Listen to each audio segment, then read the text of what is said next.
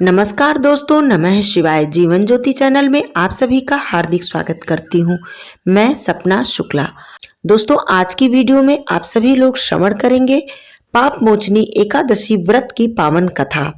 पाप मोचनी एकादशी व्रत को करने से व्यक्ति के समस्त पाप नष्ट हो जाते हैं तथा मोक्ष की प्राप्ति होती है और व्यक्ति जन्म मरण के बंधन से मुक्त हो जाता है। पाप मोचनी एकादशी व्रत धारण करके श्री हरि विष्णु भगवान जी की पूजा अर्चना करने के बाद व्रत की कथा का श्रवण अवश्य करें। आइए इस पावन कथा का श्रवण करते हैं। शांताकारं भुजगशयनं पद्मनाभं सुरेशं विश्वाधारं गगन सदृशं मेघवर्णं शुभांगं लक्ष्मीकान्तं कमलनयनं योगभिर्ध्यानगम्यं वंदे विष्णुं भवभयहरं सर्वलोकैकनाथम्। ओम कृष्णाय वासुदेवाय हरे परमात्मने प्रणतः क्लेशनाशाय गोविंदाय नमो नमः। भगवान श्री कृष्ण जी बोले, हे राजन सुनो, मैं पाप मोचनी एकादशी व्रत की कथा तुम्हें सुनाता हूँ, जिसे चक्रवर्ती नरेश मानधाता के पूछने पर महर्षि लोमश ने कहा था। मानधाता बोले, हे भगवान, मैं लोगों के हित की इच्छा से यह सुनना चाहता हूँ कि चैत्र मास के कृष्ण पक्ष में किस नाम की एकादशी होती है, उसकी विधि क्या है तथा उससे किस फल की प्राप्ति होती है। कृपया यह सब मुझे बताइए। लोमश जी ने कहा, हे नृपश्रेष्ठ, पूर्व काल की बात है। अप्सराओं से सेवित चैत्र रथ नामक वन में, जहां गंधर्वों की कन्याएं अपने किन्नरों के साथ बाजे बजाती हुई विहार करती हैं, मंजू घोषा नामक अप्सरा मुनिवर मेधावी को मोहित करने के लिए गई। वे महर्षि उसी वन में रहकर ब्रह्मचर्य का पालन करते थे।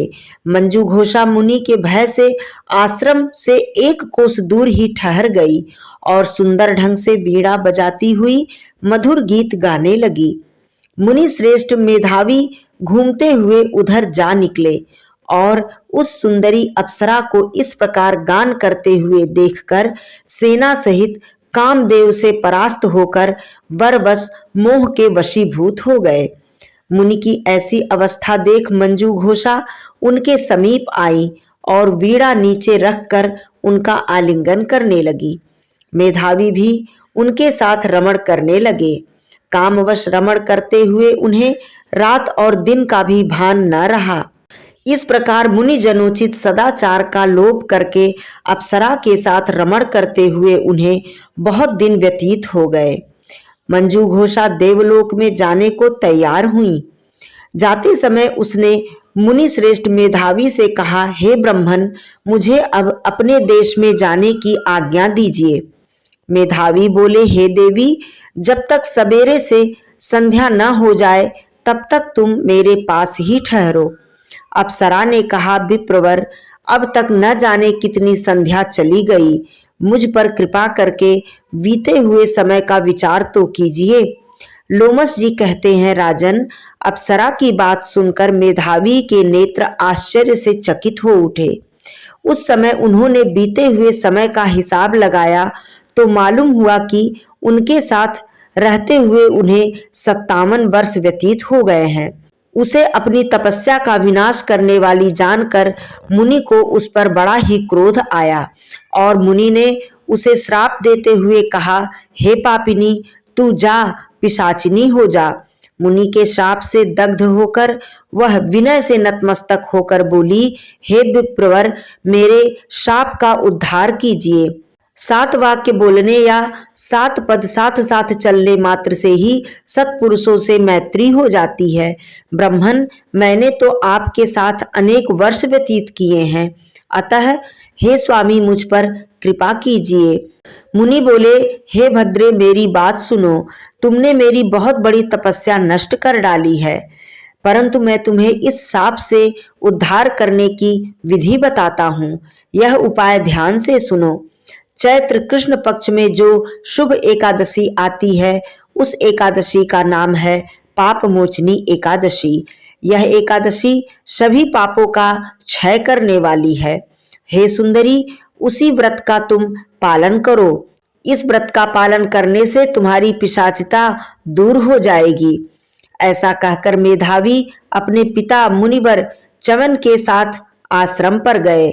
उन्हें आया देखकर चवन ऋषि ने पूछा, बेटा यह क्या किया?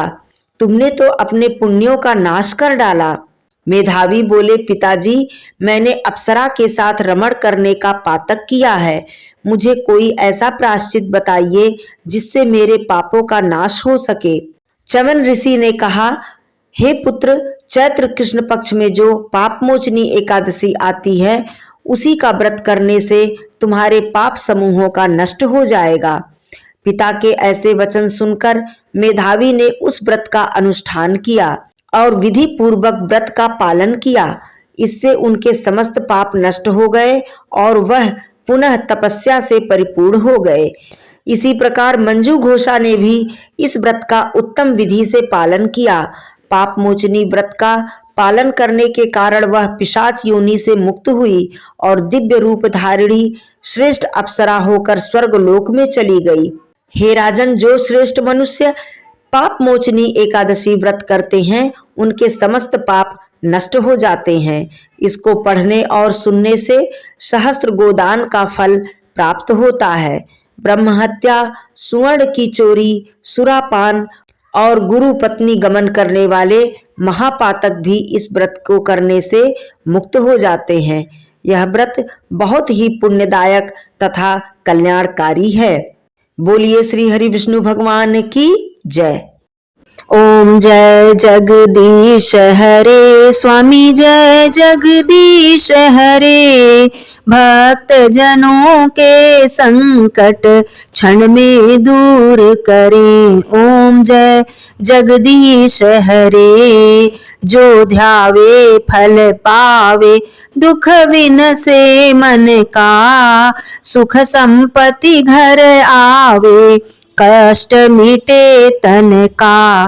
ओम जय जगदीश हरे। मात पिता तुम मेरे, शरण गहूँ किसकी। तुम बिन और न दूजा, आस करूं जिसकी। ओम जय जगदीश हरे। तुम पूर्ण परमात्मा, तुम अंतर्यामी। पार ब्रह्म परमेश्वर, तुम सबके स्वामी। ओम जय जगदीश हरे। तुम करुणा के सागर, तुम पालन करता। मैं मूरख खल कामी, कृपा करो भरता। ओम जय जगदीश हरे। तुम हो एक अगोचर, सबके प्राणपति। किस विधि मिलूं दया मैं, तुमको मैं कुमति। ओम जय जगदीश हरे। दीन बंधु दुख हरता, तुम रक्षक मेरे। अपने हाथ उठाओ, द्वार पड़ा तेरे। ओम जय जगदीश हरे।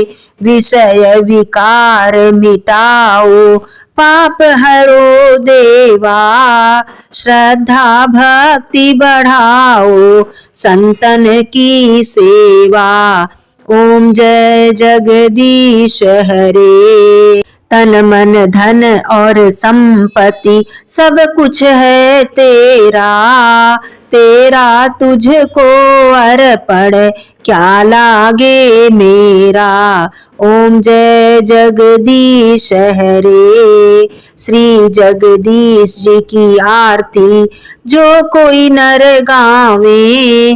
कहत शिवानंद स्वामी, सुख संपत्ति पावे। ओम जय जगदीश हरे। स्वामी जय जगदीश हरे।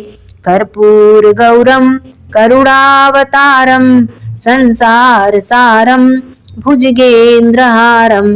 सदा वसंतम हृदयारविंदे, भवम भवानी सहितं नमामि। भवम भवानी सहितं नमामि। धन्यवाद दोस्तों। नमः शिवाय। हर हर महादेव।